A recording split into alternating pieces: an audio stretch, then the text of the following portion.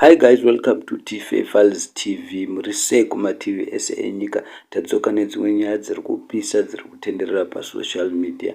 Passion Java Panganai by Beth achinyomba Chamisa aenda paFacebook pake akanonyora iye zvaanoda munongoziva mega muprofita wedu wenhema. Anyora kuti iye it is fun, anzi mafunnies anotanga pakufunga kuti Chamisa anogona kutomuka akutonzi commnder in chief ndozvataurwa naPanganai, asi vazukuru vambuya neanda vadedzera vataura zvakawanda zvakasiyana siyana. Mumwe munhu ataura akati commnder in chief wekurigaka pachinjava usakangani kuti idea is not people's choice ndi Chamisa. Saka umira nemastaira ako aya taneta nawo vanhu vadedzera kuti iwewe pachinjava chaizvo chaizvo chaunonyatsogona.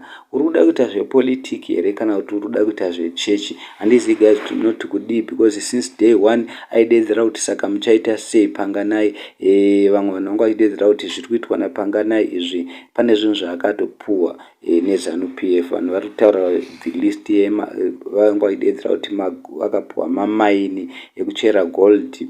Munongoziva mega anombobudawo Panganai achivhaira akabata gold. Saka handizivi guys kuti munoti kudii nazvo, asi iye Panganai ari kungoenderera mberi. Dzimwe nguva umbochinja umbouya kuita zvechechi. Saka vanhu vanga vachibvunza kuti chii chaizvo chauda kuita? Wangodii kuita zvechechi? Kana kuri kuti zvechechi zvacho hazvichaite, chikosiyana nenyaya yechechi woita zvinhu zvepolitiki kaungopinda wongovhura rako pati kana kuti wongojoina ZANU-PF yacho.